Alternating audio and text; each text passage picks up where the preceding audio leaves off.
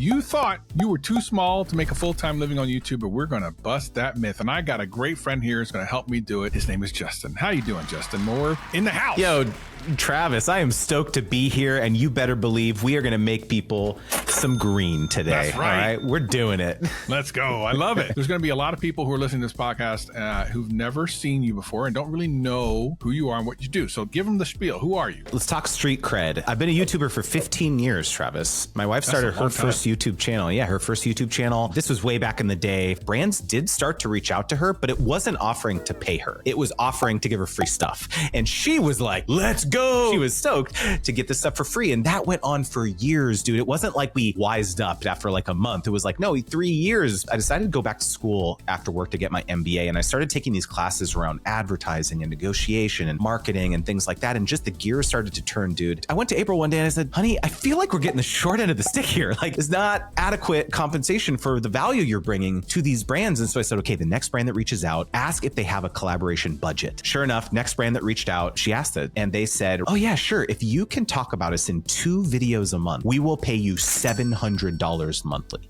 Hey. And our minds were blown, dude, because every 2 weeks or whatever, you're getting paid the same amount of money. So this was the first time in our lives where we were like, wow, there's like ways to make money in this world that are kind of uncapped. Our minds instantly went to like, okay, how can we find 10 more brands just like this, right? And so this, over the next basically 10 years, doing over 550 sponsorships, personally, my wife and I making over $5 million doing it. So it was our primary revenue stream for many, many years as creators. So what happened then is like all this experience doing it ourselves. But in 2015, I said to April, I said, look, people are not going to watch us forever. So this is what led me to start an influencer marketing agency. I know that a lot of people that are listening to the podcast and watching right now are very small creators. They think that what you're saying is great. And like, that's fantastic. That sounds amazing. You made a bunch of money and you've done great things for creators, but they must be like 50,000 subscribers and higher and stuff like that. But let's start with like the small creator thing. Some people say, well, I have like 1,000 subscribers or I have 500 subscribers. I'm still too small. Like, where do you start? I think the biggest myth is that you have to wait to get big enough and then brands will just reach out to you. If I build it, they will come. This is the mindset that a lot of creators have, especially because maybe they did reach out to a brand one time and the brand came back and said, oh, we only work with people with 10,000 subscribers.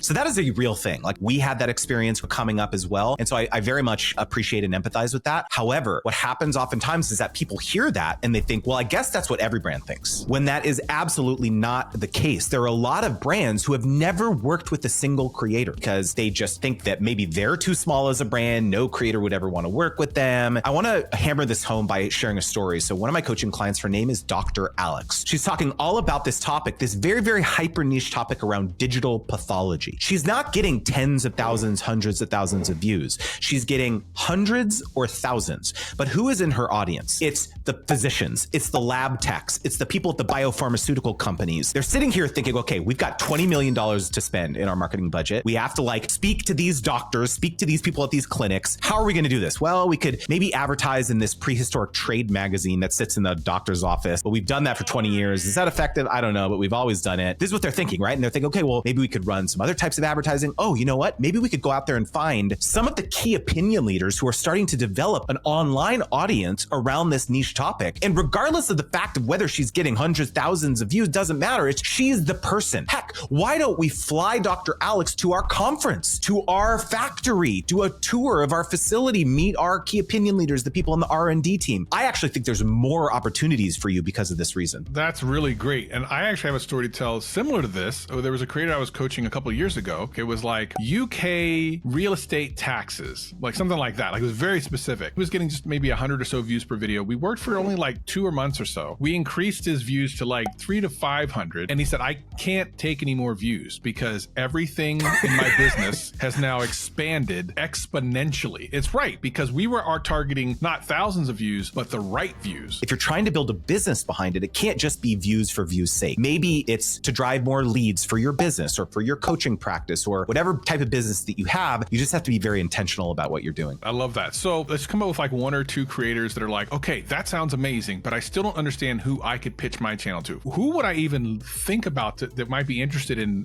getting a hold of me? This is another big mistake that creators make is they sit alone in their room in a vacuum and they think, who would want to work with me? They think, well, it's the brands that I authentically love and use. Oh, the video equipment, the camera equipment, the things that I love, right? Which is a flawed assumption. You are assuming that your audience will also like those things. And this is actually why a lot of sponsorships don't perform well. And so I actually encourage people to not try to ideate brands that you could collaborate with in a vacuum. You actually need to be involving your audience in this conversation. I talk about in my book, Sponsor Magnet, this process of doing something called a psychographic research survey. So you're actually putting a poll out on your YouTube community tab where you're trying to understand something like, what types of jobs do you have? Are you married? Do you have kids? What's keeping you up at night? What problems do you have? What types of brands and products and services are you using and loving right now? Let's say that this science channel did this a series of polls on their YouTube community tab over a couple weeks, and they realized like, wow, I didn't understand that 30% of my audience is aspiring astronomers. They actually want to go to school. You know what I should do? I should go out there and pitch the top astronomy school to do a partnership, because I realized that in my audience, it's a bunch of high schoolers trying to get into these types of programs. Think about how much better of a pitch that is now, Travis. It's not, oh, let me go to you. I have this cool channel where I talk about stuff. It's no, I have a bunch of high schoolers who are actively saying that they're trying to decide which programs to go to. Let's put your program in front of them. And so this is an absolute game-changing thing to do, because now you're not worried, oh, people are going to call me a sellout or, just trying to line your pockets. It's like, no, you told me you were having this issue. Hey, look at this poll. And I went out there and sought this opportunity for you. Gosh, mic drop moment. Okay. So for someone who's listening to this and going, okay, you've given me a little bit of courage to reach out to a brand. I'm sure the book and everything goes into more detail of how to write it and everything, but what are the things you're trying to get across in that first email? And what's the best way to approach, and who do you kind of look to approach? Here's what not to do. It's not to make it about yourself. This is what every creator does. They reach out. Hi, my name is Justin. I have X thousand subscribers. I'm getting this many views on average or per month. I'd love to figure out a way to collaborate. Brand receives this email. Number one, they don't know who you are. There's lots of people on the internet, on YouTube, who have lots of subscribers. So you're a dime a dozen. Sorry. They don't care just about the high level metrics. Okay. And they don't know how to collaborate with you. They don't know you. You're saying like, let's figure out a way to collaborate. And you're thinking, this person's thinking, oh, more work for me. I'm so busy. I have no idea who this person is. So you know what? I'm going to delete this email, or I'm not going to respond. And so you get sad. You're staring in the mirror and you're like, you're never going to pitch again. Don't ever do that. And this is why a lot of creators stop pitching, because they convince themselves that it doesn't work. When in reality, it absolutely does. But you have to ensure that you're saying something that will get them excited, help them understand how you can serve them. And so the big flip here is it's not about you, it's about them. And so the way in which you do this is a process of research where you're actually looking at the types of content that they're posting on a platform like Instagram, for example. Hey, we're sitting here in time of recording February. We want to work with this brand right here. Well, I'm not going to look at what they're posting right now. That's too late. If I was trying to forge a partnership for winter, springtime, whatever, I need to know what kind of campaigns were they running last summer. Let me scroll back on their Instagram and see what they were doing in June or something. And they have the hashtag science abs. Maybe not. You know what the subject line of that email is when you reach out, Travis? It's hashtag summer science abs in 2025 question mark. That's the subject line. It's something that I call the rope pitching method. So ROPE. So R stands for relevant. Your pitch has to be relevant to a campaign that they're either running or have run in the past. O stands for organic, meaning that you can tie your pitch back to organic content that you've already published that illustrates that your audience has an affinity for their brand. Not you. Your audience has an affinity. P stands for proof, so you can show how you've helped others achieve results. And E stands for easy to execute, when they say yes. How many subs do I need to start? We kind of briefly touched on that in the beginning, but if you have 500, who are you pitching to, and what are you pitching at that point? Are you saying, listen, I just help?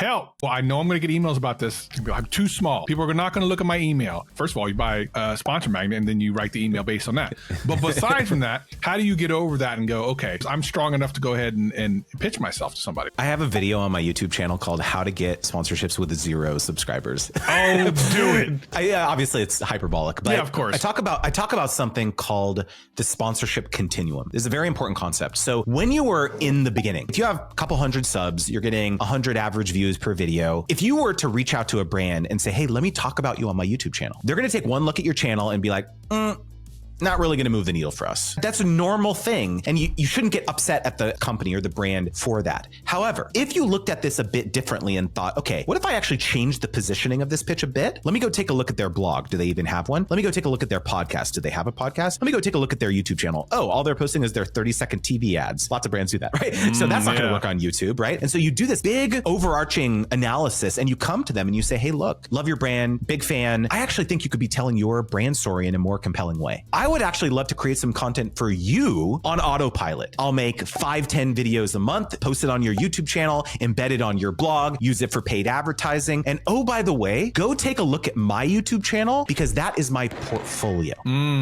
So what you're pitching has to change based on where you're at in your journey. And you know what the beautiful part about this pitch, Travis, is that your rate, the amount that you could charge for something like that is completely detached from how many subscribers or viewers you have, because that's not what you're pitching.